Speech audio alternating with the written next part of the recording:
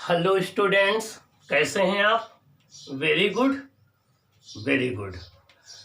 इसके previous class में students आपने देखा कि जब भी हम किसी पैरेलल प्लेट कैपेसिटर की दोनों प्लेटों के बीच में जितना स्पेस अवेलेबल है, अगर पूरे के पूरे स्पेस में, कंप्लीट स्पेस में हम कोई एक डाई इलेक्ट्रिक मीडियम फिल कर दें जिसका डाई इलेक्ट्रिक कांस्टेंट के हो, उसके बाद कैपेसिटेंस पर क्या इफेक्ट पड़ेगा, इलेक्ट्रिक फील्ड पर क्या इफेक्ट पड़ेगा, पोटेंशियल पर क्या इफेक्ट पड़ेगा, जब बैटरी कनेक्टेड होगी तब क्या इफेक्ट होगा, जब बैटरी डिसकनेक्टेड होगी तब क्या इफेक्ट होगा। ये इंपॉर्टेंट है आपके एग्जाम के लिए, ये इंपॉर्टेंट है आपके एग्जाम के लिए। उसका रिजल्ट ये था कि जब आप कैपेसिटर को चार्ज करके और बैटरी को डिसकनेक्ट कर देंगे, बैटरी को डिसकनेक्ट करने के बाद कैपेसिटर के प्लेटों के बीच में कोई डाइलेक्ट्रिक इंट्रोड्यूस करेंगे फुल स्पेस में, मीन्स कंप्लीट स्पेस में, उस केस में कैपेसिटेंस कैपेसिटर का के टाइम्स डिक्रीज हो जाएगा, कैपेसिटेंस के टाइम्स डिक्रीज हो जाएगा, सॉरी कैपेसिटेंस के टाइम्स इंक्रीज हो जाएगा। और इलेक्ट्रिक फील्ड जो प्लेटों के बीच में है, पोटेंशियल जो प्लेटों के बीच में है, वो आपका के टाइम्स डिक्रीज हो जाएगा।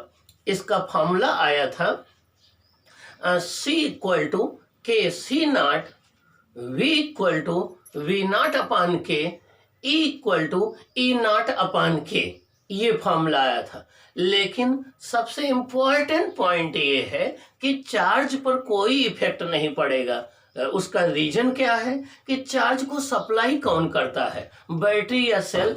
आपने क्या किया है, बैटरी को रिमूव कर दिया है, बैटरी को डिसकनेक्ट कर दिया है। तो जब भी बैटरी डिसकनेक्ट हो जाती है तो कैपेसिटर की प्लेटों पर चार्ज पर कोई इफेक्ट नहीं पड़ता। जितना एयर या वैक्यूम में चार्ज होता है कैपेसिटर की प्लेटों पर, उतना ही चार्ज डाई इलेक्ट्रिक मीडियम के इंट्रोड्यूस करने के बाद भी होता है।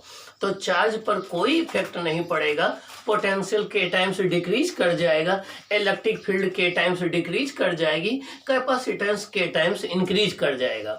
ये तब केस था जब बैटरी डिसकनेक्टेड थी। उसके बाद अगला डिस्कशन मैंने आपको ये प्रूव किया था कि अगर बैटरी कनेक्ट होगी और बैटरी कनेक्ट होगी उसके बाद आप डाई इलेक्ट्रिक इंट्रोड्यूस करेंगे, तो उस डाई इलेक्ट्रिक को पोलराइज करने के लिए बैटरी ज़्यादा चार्ज सप्लाई करेगी और कैपेसिटर पर चार्ज स्टोरिंग कैपेसिटी बढ़ जाएगी, और एनर्जी भी जो स्टोर्ड है कैपेसिटर के अंदर वो बढ़ जाएगी। और आपको पता है कि जो एनर्जी स्टोर करने की कैपेसिटी है कैपेसिटर की, उसी को तो हम कैपेसिटेंस कहते हैं ना। तो उस केस में भी कैपेसिटेंस के टाइम्स बढ़ जाएगा। चार्ज जब बैटरी कनेक्ट होगी तो अब चार्ज के टाइम्स हो जाएगा, मीन्स वैक्यूम या एयर में अगर चार्ज Q होगा और अब अगर चार्ज Q डैश होगा तो Q dash equal to KQ हो जाएगा। कितना एक्स्ट्रा चार्ज फ्लो करेगा डाई इलेक्ट्रिक के इंट्रोड्यूस करने से, वो हो जाएगा delta Q equal to Q dash minus Q, तो ये आ जाएगा KQ माइनस Q, तो K माइनस 1 इंटू Q। ये हम आपको ऑलरेडी प्रीवियस क्लास में डिस्कस कर चुके हैं। ये नीट और IIT के लिए इम्पोर्टेंट पॉइंट है। अगला पॉइंट हमने आपको क्या बताया था प्रीवियस क्लास में, हमने बताया था स्टूडेंट्स कि जब भी बैटरी कनेक्ट होती है तो पोटेंशियल डिफरेंस प्लेटों के बीच में और इलेक्ट्रिक फील्ड प्लेटों के बीच में ये दो चीज़ें नहीं चेंज होती हैं। एक तो पोटेंशियल डिफरेंस नहीं चेंज होता है और एक जो है इलेक्ट्रिक फील्ड नहीं चेंज होती है। तो V नॉट और E नॉट ये दो नहीं चेंज होंगे, V equal to V not ही रहेगा, E equal to E not ही रहेगा। हाँ, कैपेसिटेंस के टाइम्स इंक्रीज कर जाएगा, चार्ज के टाइम्स इंक्रीज हो जाएगा। इसका कंक्लूजन क्या हुआ?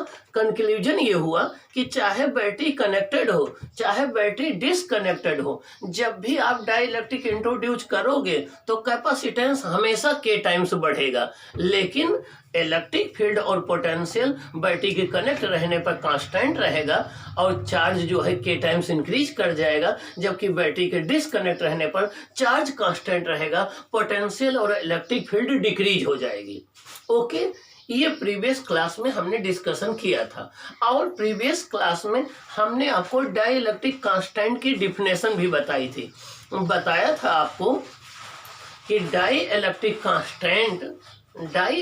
कांस्टेंट किसी मीडियम के केस में जो कैपेसिटेंस होता है वो, और वैक्यूम या एयर में जो कैपेसिटेंस होता है, उन दोनों का रेशियो होता है। मीन्स के इक्वल टू C/C0 के इक्वल होता है। तो the ratio of the capacitance of a capacitor in a dielectric medium to that in a vacuum is called dielectric constant of the medium। ये मैंने आपको डिफिनेशन बताई थी, प्रीवियस क्लास में।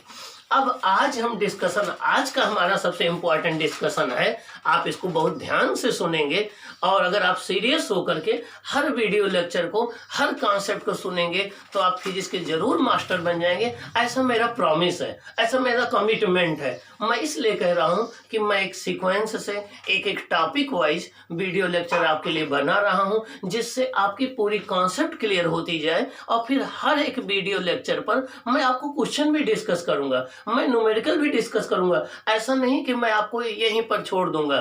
तो आपको वीडियो लेक्चर के साथ साथ क्वेश्चन भी मिलेंगे। अभी जस्ट फर्स्ट यूनिट जैसे फिनिश होगी उसी समय आपको क्वेश्चन भी डिस्कशन होगा। अब आज का हमारा टॉपिक है कि जब भी किसी कैपेसिटर की प्लेटों के बीच में पूरा का पूरा जो स्पेस हो, पूरे में अगर हम डाइलेक्ट्रिक ना भरे बल्कि उसमें कुछ स्पेस में हम डाइलेक्ट्रिक भर दें और कुछ में एयर रहने दें, तो इसको बोलते हैं पार्शियल डाइलेक्ट्रिक। क्या बोलते हैं? Partial dielectric. ये इंपॉर्टेंट है आपके लिए, कंपटीशन के लिए भी, बोर्ड के लिए भी। तो अगर किसी कैपेसिटर की प्लेटों के बीच में कुछ डिस्टेंस में डाइलेक्ट्रिक भरा हो, कुछ में एयर हो, तो इसे बोलते हैं पार्शियल डाइलेक्ट्रिक। तो अगर पार्शियल डाइलेक्ट्रिक भरा होगा तो कैपेसिटेंस पर क्या इफेक्ट आएगा, आज का हमारा ये डेरिवेशन है। तो आज का डिस्कशन है हमारा कि जब कैपेसिटर की प्लेटों के बीच में पार्शियल डाइलेक्ट्रिक भरा हो तो कैपेसिटेंस पर क्या इफेक्ट आएगा, हम इसके विषय में डिस्कस करेंगे। चलो हम एक एक स्टेप्स बात करते हैं। देखिए स्टूडेंट्स, टॉपिक है capacitor with partial dielectric. Capacitor with partial dielectric. यहाँ पार्शियल डाइलेक्ट्रिक का मतलब ये हो गया कि कैपेसिटर की जो प्लेट है, आपने पूरे की पूरा जितना स्पेस है सब में डाइलेक्ट्रिक ना भर करके केवल कुछ डिस्टेंस में आपने टी थिकनेस तक डाइलेक्ट्रिक भरा है, बाकी एयर है। पार्शियल का मतलब ये होता है। तो चलिए हम देखते हैं कि इसका डिस्कशन कैसे करेंगे। स्टेप 1 में बात करते हैं। स्टेप 1 में है, ये आपका एक कैपेसिटर है जिसको हमने किसी बैटरी से चार्ज किया था। ये हमारा एक कैपेसिटर है जिसको किसी बैटरी से हमने चार्ज किया था। बैटरी की पॉजिटिव प्लेट पर चार्ज प्लस क्यू था, बैटरी की पॉजिटिव प्लेट पर चार्ज प्लस क्यू था और इस पर चार्ज माइनस क्यू था। यहाँ की चार्ज डेंसिटी प्लस सिग्मा थी, दूसरे की चार्ज डेंसिटी माइनस सिग्मा थी। मीन्स पॉजिटिव प्लेट पर चार्ज प्लस क्यू था, इस पर चार्ज माइनस क्यू था। यहाँ की चार्ज डेंसिटी प्लस सिग्मा थी, इसकी माइनस सिग्मा थी। प्लेट एरिया ए है, प्लेटों के बीच में डिस्टेंस डी है और कैपेसिटेंस C0 है, पोटेंशियल V0 है, इलेक्ट्रिक फील्ड E0 है। ये सारी वैल्यूज कब हैं? ये सारी वैल्यूज तब हैं जब दोनों प्लेटों के बीच में एयर या वैक्यूम भरा हुआ है। ये सारी वैल्यूज तब हैं जब दोनों प्लेटों के बीच में एयर या वैक्यूम भरा हुआ है। चलिए इनके फॉर्मूले को हम देखते हैं। C0 हो जाएगा ε0 A/D। C0 हो जाएगा ε0 A/D। ये देखिए ना चार्ज पर डिपेंड कर रहा है ना पोटेंशियल पर डिपेंड कर रहा है। कैपेसिटर की प्लेटों के बीच में जो इलेक्ट्रिक फील्ड हो जाएगा वो हो जाएगा E0 equal to sigma upon ε0। E naught equal to sigma upon epsilon naught. Sigma होता है क्यू अपान ए के इक्वल, जिसको हम सरफेस चार्ज डेंसिटी कहते हैं। तो ये हो जाएगा Q upon A epsilon naught, ये हो जाएगा Q upon A epsilon naught. तो अब आपका पोटेंशियल हो जाएगा V naught equal to E naught into D, V naught equal to हो जाएगा E naught into D. E naught की वैल्यू आप पुट कर दीजिए, ये होती है sigma upon epsilon naught into D. तो ये हो जाएगा sigma D upon epsilon naught. ये हो गया पोटेंशियल, ये हो गया इलेक्ट्रिक फील्ड, ये हो गया कैपेसिटेंस। जब कैपेसिटर की दोनों प्लेटों के बीच में एयर या वैक्यूम है, जब कैपेसिटर की दोनों प्लेटों के बीच में एयर या वैक्यूम है। अब हम क्या करने चल रहे हैं, आज का टॉपिक ये है कि अब कैपेसिटर की प्लेटों के बीच में हमने टी थिकनेस तक, देखिए टी थिकनेस तक हमने डाइलेक्ट्रिक भर दिया, टी थिकनेस तक हमने डाइलेक्ट्रिक भर दिया। इसका डाइलेक्ट्रिक कांस्टेंट के है और बाकी डी माइनस टी डिस्टेंस में एयर या वैक्यूम है, डी माइनस टी डिस्टेंस में एयर या वैक्यूम है। अब आप बड़ा इंपॉर्टेंट पॉइंट सुनिए।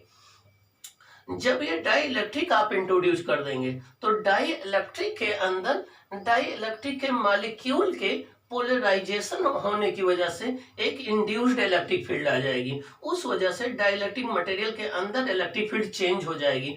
वो इलेक्ट्रिक फील्ड हमने ई ले लिया है। ई क्या है? ई इलेक्ट्रिक फील्ड है डाइलेक्ट्रिक मटेरियल के अंदर। ई क्या है? नेट इलेक्ट्रिक फील्ड है डाइलेक्ट्रिक मटेरियल के अंदर। ई नॉट क्या है? इलेक्ट्रिक फील्ड है जितने में एयर या वैक्यूम है। ई नॉट क्या है? इलेक्ट्रिक फील्ड है जितने में एयर या वैक्यूम है। और ई क्या है? नेट इलेक्ट्रिक फील्ड है डाइलेक्ट्रिक मटेरियल के अंदर। ई क्या है? नेट इलेक्ट्रिक फील्ड है डाइलेक्ट्रिक मटेरियल के अंदर। और जितने में डाइलेक्ट्रिक मटेरियल है उतने के पोटेंशियल डिफरेंस को हम V1 मान लें, और जितने में एयर है उसके पोटेंशियल डिफरेंस को V2 मान लें, और टोटल पोटेंशियल डिफरेंस को V मान लें। तो V equal to V1 plus V2 हो जाएगा, V equal to V1 plus V2 हो जाएगा। देखिए अब नेक्स्ट पॉइंट बात करते हैं। ये स्टेप 1 रहा। स्टेप 2 में हम बात करते हैं। देखिए बच्चों, अब टोटल कैपेसिटर की प्लेटों के बीच में पोटेंशियल कितना है? V है। कितना है? V है। V इक्वल टू क्या हो जाएगा? V1 plus V2। V1 क्या है? पोटेंशियल डिफरेंस है डाइलेक्ट्रिक मटेरियल के क्रॉस। और V2 क्या है? पोटेंशियल है जितने में एयर या वैक्यूम है उसके क्रॉस है। तो V equal to V1 plus V2 हो जाएगा। और आपको पता है कि फॉर्मूला होता है V इक्वल टू होता है E इंटू डी। अगर यूनिफॉर्म इलेक्ट्रिक फील्ड हो तो पोटेंशियल का फॉर्मूला होता है V equal to E into D, V equal to E into D. अब जितने में डाइलेक्ट्रिक है उसमें इलेक्ट्रिक फील्ड क्या है? E, और डाइलेक्ट्रिक की थिकनेस क्या है? वो T है। तो आपका V1 क्या हो जाएगा? E इंटू टी हो जाएगा। और जितने में जितने स्पेस में आपका एयर या वैक्यूम है उसकी थिकनेस क्या है? D माइनस टी है। वहां पर इलेक्ट्रिक फील्ड क्या है? E नॉट है। तो यहाँ पर हो जाएगा E not into D minus T. Means हमने V1 जो यूज किया है वो यूज किया है E इंटू टी, और V2 जो हमने यूज किया है ये यूज किया है E not into D minus T. देखिए जो हमने V1 यूज किया है, V1 हमने यूज किया है V equal to E into D का फॉर्मूला। तो E इंटू टी हो गया। E हो गया net electric field dielectric material के अंदर। V2 यूज किया है E not into D minus T. E not electric field है एयर या वैक्यूम में, और D माइनस टी थिकनेस है एयर या वैक्यूम की। अब हमें मालूम है कि अगर एयर, हमें ये ऑलरेडी पता है कि अगर एयर या वैक्यूम हो वहां पर इलेक्ट्रिक फील्ड ई नॉट हो, एयर या वैक्यूम हो वहां पर इलेक्ट्रिक फील्ड ई नॉट हो, और अगर उसमें कोई एक डाइलेक्ट्रिक भर दिया जाए जिसका डाइलेक्ट्रिक कांस्टेंट के हो तो नेट इलेक्ट्रिक फील्ड होती है E equal to E naught upon K. Net electric field हो जाती है E equal to E naught upon K. मतलब क्या है कि जब भी एयर या वैक्यूम हो और एयर या वैक्यूम में कैपेसिटर की प्लेटों के बीच में इलेक्ट्रिक फील्ड ई नॉट हो और कैपेसिटर में आप कोई एक डाइलेक्ट्रिक कांस्टेंट के भर दीजिए तो नेट इलेक्ट्रिक फील्ड के टाइम्स डिक्रीज हो जाती है। तो अब इलेक्ट्रिक फील्ड हो जाती है E equal to E naught upon K. यहाँ के क्या है? डाइलेक्ट्रिक कांस्टेंट है। अब आपका क्या हो जाएगा? V इक्वल टू हो जाएगा V equal to E naught upon K हो जाएगा। ये E की वैल्यू हमने ई नॉट अपान के रख गया इंटू टी हो जाएगा plus E not D minus T हो जाएगा। ई नॉट आप कॉमन ले लीजिए तो हो जाएगा T upon K plus D minus T हो जाएगा। अब इलेक्ट्रिक फील्ड जो होती है कैपेसिटर की प्लेटों के बीच में वो यूनिफॉर्म होती है और उसका फॉर्मूला होता है E naught equal to sigma upon epsilon naught. E naught equal to sigma upon epsilon naught तो आपका वी इक्वल टू हो जाएगा sigma upon epsilon naught T upon K हो जाएगा प्लस डी माइनस टी हो जाएगा। T upon K plus D minus T हो जाएगा। E naught equal to sigma upon epsilon naught हमने यूज कर दिया। लेकिन आपको पता है कि सिग्मा होता है सरफेस चार्ज डेंसिटी, सिग्मा होती है सरफेस चार्ज डेंसिटी, ये क्यू अपॉन ए की इक्वल होती है, ये क्यू अपॉन ए की इक्वल होती है। तो वी इक्वल टू हो जाएगा क्यू अपॉन ए epsilon naught T upon K plus D minus T हो जाएगा। T upon K plus D minus T हो जाएगा। अब इसको रिवर्स v अपॉन क्यू हो जाएगा 1 upon A epsilon not D minus T plus T upon K हो जाएगा। इसको रिवर्स कर दीजिए, रिवर्स कर देंगे तो q अपॉन v हो जाएगा ए epsilon not upon D minus T plus T upon K हो जाएगा। और q अपॉन v क्या होता है? q अपॉन v होता है कैपेसिटेंस। तो c इक्वल टू हो जाएगा epsilon not A upon D minus T plus T upon K हो जाएगा। c equal to epsilon not A upon D minus T plus T upon K हो जाएगा। ये कैपेसिटेंस कब होगा? जब आपने पार्शियल डाइलेक्ट्रिक भर दिया है। क्या भर दिया है? पार्शियल डाइलेक्ट्रिक भर दिया है। डाइलेक्ट्रिक की थिकनेस कितनी है? टी है, उसका डाइलेक्ट्रिक कांस्टेंट क्या है? के है। तो कैपेसिटेंस ये हो जाएगा। और इस कैपेसिटेंस की वैल्यू जो है वो ग्रेटर होगी एरिया वैक्यूम वाले से, एरिया वैक्यूम वाले से। इसका मतलब ये हो गया कि चाहे आप पार्शियल डाइलेक्ट्रिक भरो या कंप्लीट डाइलेक्ट्रिक भरो, दोनों के केस में कैपेसिटेंस हमेशा इंक्रीज हो जाएगा। क्या हो जाएगा? ऑलवेज इंक्रीज हो जाएगा। तो कैपेसिटर की प्लेटों के बीच में चाहे पार्शियल डाइलेक्ट्रिक भरो चाहे कंप्लीट डाइलेक्ट्रिक भरो, कैपेसिटेंस हमेशा इंक्रीज होगा। अब हम इसके इंपॉर्टेंट रिजल्ट का डिस्कशन करेंगे स्टूडेंट, कि इसके इंपॉर्टेंट रिजल्ट्स क्या हैं, इसके डिफरेंट केसेज क्या बन सकते हैं, हम इसकी बात करेंगे। हेलो स्टूडेंट्स, अब इसके कुछ स्पेशल रिजल्ट हैं, हम उन रिजल्ट का डिस्कशन कर लें जो कि आपके एग्जाम के लिए, एकेडमिक एग्जाम के लिए और आपके नीट और आईआईटी के लिए भी इम्पोर्टेंट हैं। ये यहाँ से देखिए, पहला डिस्कशन ये है कि देखिए ये कैपेसिटर है, ये कैपेसिटर है और इस कैपेसिटर के प्लेटों के बीच में जितना स्पेस है, पूरे के पूरे स्पेस में हमने इंटायर स्पेस में डाइलेक्ट्रिक भर दिया है जिसका डाइलेक्ट्रिक कांस्टेंट के है। तो कैपेसिटेंस हो गया C equal to K C not. मतलब जितना एरिया वैक्यूम में कैपेसिटेंस था उसका के टाइम्स इंक्रीज कर गया। C greater than C not है, मींस कैपेसिटेंस इंक्रीज कर गया।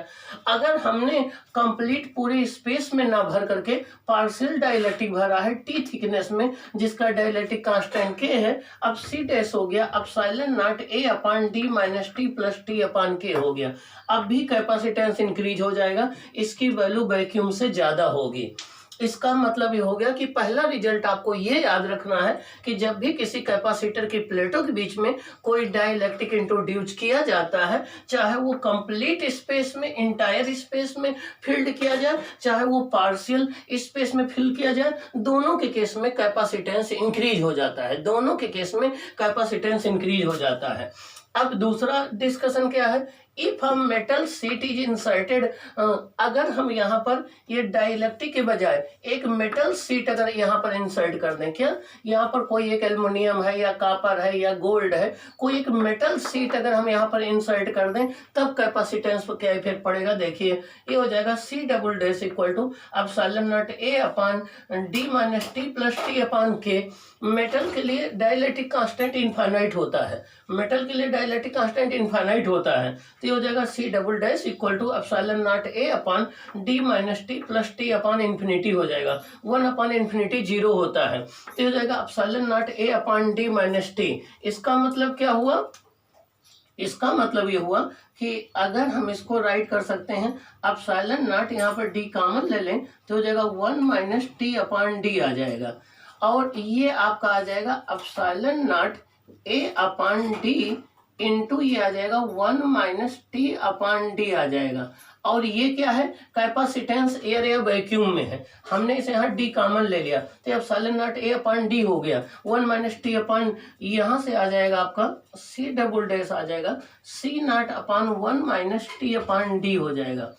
इसका मतलब इस केस में जो कैपेसिटेंस हो जाएगा, जब आप एक मेटल की स्लैब को पार्शियली इंट्रोड्यूस करेंगे तो अब कैपेसिटेंस हो जाएगा epsilon not A upon D minus T, और वैक्यूम में जितनी कैपेसिटेंस थी या एयर के केस में उससे 1 upon D minus T times वो चेंज हो जाएगा, उससे 1 minus D upon T times change हो जाएगा। तो मीन्स जब भी आप कैपेसिटर की प्लेटों के बीच में कोई मेटल स्लैब इंट्रोड्यूस करेंगे जिसकी थिकनेस टी हो, तो अब नई कैपेसिटेंस सी डबल डैश हो जाएगा C naught upon 1 minus T upon D हो जाएगा। मीन्स अब कैपेसिटेंस चेंज हो जाएगा। अगला केस है if D equal to T, अगर पूरे में हम मेटल स्लैब डाल दें, जितना कैपेसिटर की प्लेटों के बीच में जगह है सब में अगर हम इंट्रोड्यूस कर दें, डी इक्वल टू टी कर दें, तो उस केस में सी ट्रिपल डैश हो जाएगा epsilon not A upon D minus D infinite हो जाएगा। क्या हो जाएगा, इनफाइनाइट हो जाएगा। क्या हो जाएगा, इनफाइनाइट हो जाएगा। इसका मतलब ये हो गया कि जब भी कैपेसिटर की प्लेटों के बीच में पूरे के पूरे इंटायर स्पेस में कोई मेटल की सीट इंट्रोड्यूस कर दिया जाए या मेटल स्लैब इंट्रोड्यूस कर दिया जाए तो कैपेसिटर का कैपेसिटेंस इनफाइनाइट हो जाता है, मीन्स वो डिस्चार्ज हो जाता है। उस केस में वो कैपेसिटर की तरह बिहेव नहीं करेगा। इसीलिए कैपेसिटर की दोनों प्लेटों के बीच में इंसुलेटिंग मीडियम का होना कंपलसरी है। ओके, अब अगला डिस्कशन देखिए। अगला डिस्कशन है, देखिए अगर हमने एक डाइलेक्ट्रिक के बजाय दो डाइलेक्ट्रिक इंट्रोड्यूस कर दिया, एक की थिकनेस T1 है, डाइलेक्ट्रिक कांस्टेंट K1 है, एक की थिकनेस T2 है, डाइलेक्ट्रिक कांस्टेंट K2 है, और बाकी स्पेस में एयर है। अब इस केस में देखिए कैपेसिटेंस क्या हो जाएगा, ये हो जाएगा C equal to epsilon not A upon D minus T1 plus T2 plus T1 upon K1 plus T2 upon K2। इस केस में कैपेसिटेंस हो जाएगा C equal to epsilon not A upon D minus T1 plus T2 हो जाएगा plus T1 upon K1 plus T2 upon K2 हो जाएगा। ये capacitance हो जाएगा। अब भी कैपेसिटेंस इंक्रीज हो जाएगा वैक्यूम के केस में। अगला फिफ्थ केस क्या है, देखिए ये कोई कैपेसिटर है, बैटरी डिसकनेक्टेड है, बैटरी नहीं कनेक्ट है, बैटरी को हटा लिया गया है और इसके बीच में हमने डाइलेक्ट्रिक स्लैब को इंट्रोड्यूस कर दिया है जिसका डाइलेक्ट्रिक कांस्टेंट K है। अब क्या हुआ, कैपेसिटेंस देखिए K टाइम्स इंक्रीज हो गया, पोटेंशियल K टाइम्स डिक्रीज हो गया, electric field K times decrease हो गया, चार्ज कांस्टेंट है, चार्ज कांस्टेंट है, चार्ज कांस्टेंट है।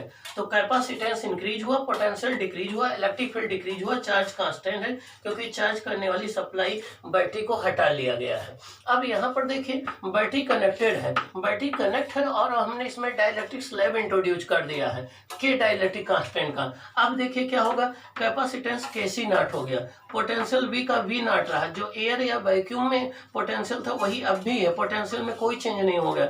Electric field E equal to E not रहा, उसमें कोई चेंज नहीं हुआ, और charge K equal to KQ not हो गया, मतलब चार्ज इंक्रीज कर गया। तो जब भी आप बैटरी को कनेक्ट रहते हुए किसी कैपेसिटर की प्लेटों के बीच में डाइलेक्ट्रिक इंट्रोड्यूस करेंगे तो अब कैपेसिटर अब डाइलेक्ट्रिक को पोलराइज करने के लिए बैटरी को ज़्यादा चार्ज सप्लाई करना पड़ेगा और कैपेसिटर की प्लेटों पर चार्ज जो है अब पहले फ्री स्पेस या एयर में जितना चार्ज था उसका K टाइम्स इंक्रीज हो जाएगा। क्या हो जाएगा, K टाइम्स इंक्रीज हो जाएगा। तो ये सारे रिजल्ट आपके लिए वेरी इंपॉर्टेंट हैं, ये सारे रिजल्ट आपके लिए वेरी इंपॉर्टेंट रिजल्ट हैं, इनको आपको मेमोराइज करना है, फिर प्रैक्टिस करना है। अभी जब हम न्यूमेरिकल का डिस्कशन करेंगे तो इन सारे रिजल्ट का वन बाय वन हम यूज करेंगे, वन बाय वन हम यूज करेंगे। अगर मान लीजिए 2 से भी ज़्यादा डाइलेक्ट्रिक आ जाते हैं तो यही फॉर्मूला आ जाएगा D minus T1 plus T2 plus T3 plus T4 dot dot dot dot Tn, और यहाँ आ जाएगा T1 अपान K1 प्लस T2 अपान K2 प्लस T3 अपान K3 डॉट डॉट Tn अपान Kn आ जाएगा। तो उस केस में कैपेसिटेंस ये चेंज हो जाएगा। तो ये रहा जब किसी कैपेसिटर की प्लेटों के बीच में पार्शियल डाइलेक्ट्रिक फिलअप किया जाता है। इसका डेरिवेशन आपके एग्जाम में जरूर पूछा जाता है, ये इंपॉर्टेंट है, इसकी प्रैक्टिस आपको कर लेनी है। अगर नहीं समझ में आएगा तो आप फिजिक्स जीनियस चैनल पर जाएंगे, यूट्यूब वीडियो को बार बार सुनेंगे, सब्सक्राइब करेंगे, फिर भी कोई प्रॉब्लम होती है तो आप हमें शेयर करेंगे, मैं जरूर ज़रूर आपकी हेल्प करूँगा, मुझे आपकी हेल्प करने में खुशी होगी। ओके।